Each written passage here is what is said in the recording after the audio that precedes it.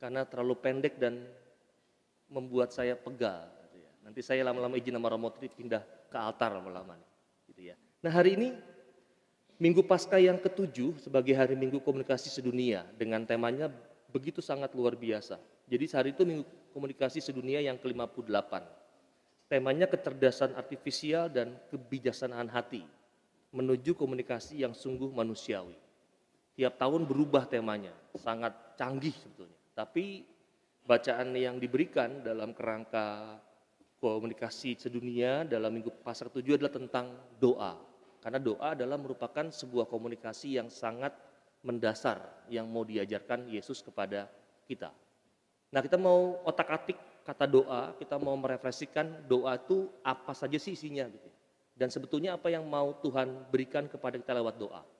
Contoh misalnya, ini spoiler ya misalnya. Kalau Anda sedang lelah, sedang jatuh, doa bisa disingkat DOA, dikuatkan oleh Allah. Itu doa. Maka Anda yang berdoa ketika Anda sungguh sedang lelah dan doa Anda tepat, pasti kata doa ini berbunyi, dikuatkan oleh Allah. Itu doa. Dan kita lihat lagi nanti ada banyak hal yang ternyata dalam doa itu bisa menjadi refleksi yang sangat kaya. Nah, Bapak Ibu teman-teman, ada sebuah istilah Latin yang mengatakan ora pro nobis, yang artinya doakan kami. Itulah salah satu harapan iman yang terkenang tentang pengalaman didoakan, yang pastinya sangat kita perlukan di tengah aneka perjuangan, bahkan juga gulat guliat hidup ini. Didoakan. Ini menjadi menarik refleksinya. Anda senang didoakan, Anda butuh didoakan, tapi apakah Anda juga mendoakan orang lain? Boro-boro Romo, doa untuk diri sendiri aja nggak pernah, apalagi untuk orang lain, itu kan parah. Ternyata doa untuk zaman sekarang dalam kerangka postmodern sangat dibutuhkan oleh banyak orang. Indahnya, Kristus hari ini juga berkenan mendoakan kita. Ia hadir dan mengalir bagi kita. Dan disinilah komunikasi mendasar yang diajarkan Yesus bagi setiap pribadi yang hadir adalah doa. Maka saya memberikan lagi ada 3 arti doa ala Yesus yang diucapkannya hari ini. Doa yang pertama adalah DOA, dikuduskan oleh Allah. Ia mendoakan agar Bapa selalu menguduskan kita. Bukankah dengan dibaptis kita dikuduskan menjadi umat pilihannya?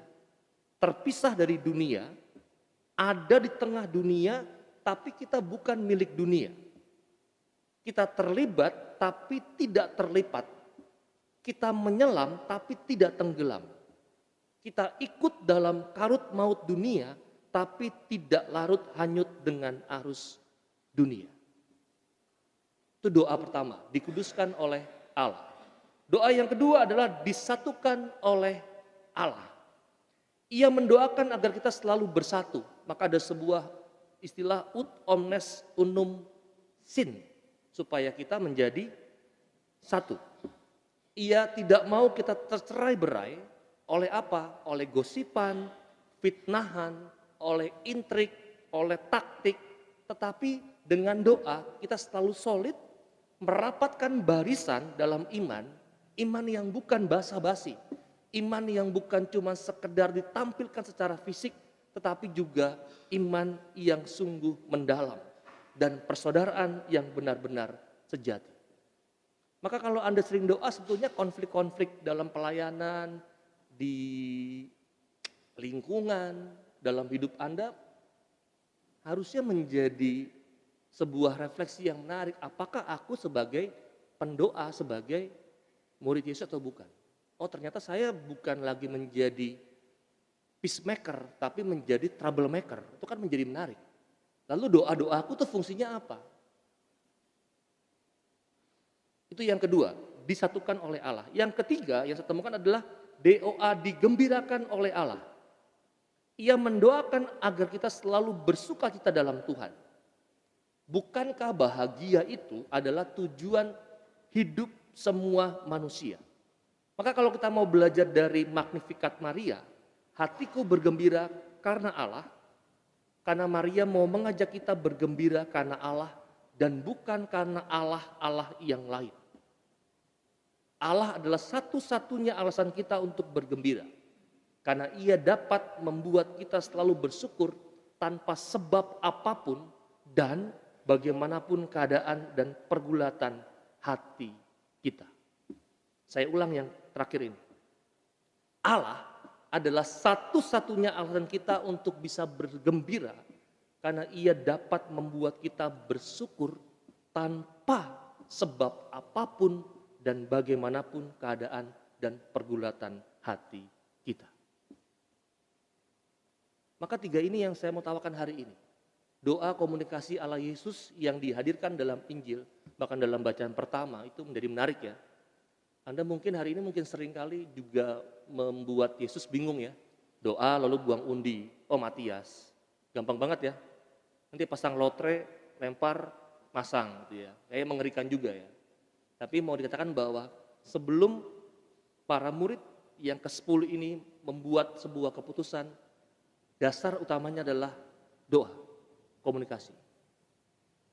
Itu tiga hal yang mau saya tantang kepada Anda, saya mau ajak kepada Anda. Doa yang pertama dikuduskan oleh Allah, yang kedua disatukan oleh Allah, dan ketiga digembirakan oleh Allah. Yang pasti sebetulnya minggu besok kita tuh masuk ke dalam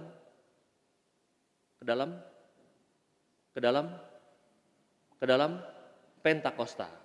Pentakosta itu kalau dalam kerangka teologisnya adalah hari ulang tahun gereja. Maka saya mau ngajak Anda dalam minggu terakhir masuk dalam ulang tahun gereja, mari kita selalu belajar untuk saling mendoakan. Satu sama lain supaya kita selalu dikuduskan, disatukan, digembirakan di tengah kehidupan dan pergulatan harian kita. Titik. Begitu Bapak Ibu, teman-teman. Semoga membantu Anda untuk merefleksikan. Maka Anda yang hari ini masih belang bentong untuk doa, mari kita berjuang untuk punya hidup doa yang baik. Karena tanpa melalui doa dasar semuanya akan menjadi sia-sia belaka. Walaupun dalam kerangka hidup kita, Romo tanpa doa saya juga lulus, betul. Romo saya tanpa doa juga bisa tiap makan tiap hari, betul. Yang ngasih makan orang tua kamu, betul.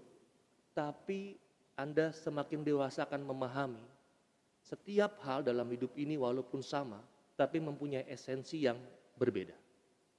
Anda yang hari ini hadir dengan persiapan yang matang, dengan Anda yang hari ini hadir karena terpaksa hadir karena tugas kur misalnya, juga pasti mempunyai rahmat yang berbeda satu dengan yang lain.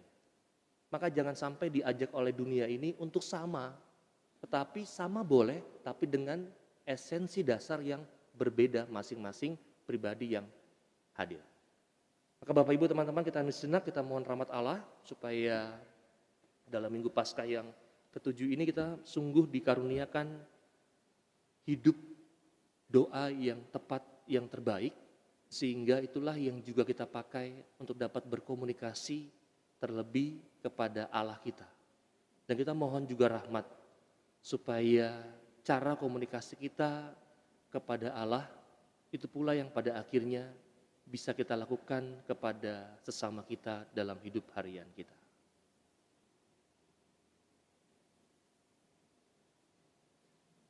Bapak yang penuh kasih, kami sungguh bersyukur pagi ini kami boleh hadir kembali dalam bait-Mu yang kudus. Bersyukur untuk firman yang boleh kami dengar dan renungkan pagi ini. Semoga rahmat hidup doa Kau karuniakan dalam hidup kami. Kau berikan sungguh dalam kehidupan kami, sehingga kami tidak lagi lepas dari kerangka hidup yang mau Kau berikan dalam hidup kami. Maka Allah bantu kami selalu berjuang bersama kami dan berjalan sebagai teman dan sahabat dalam perjalanan hidup kami. Demi Kristus Tuhan dan pengantara kami. Amin.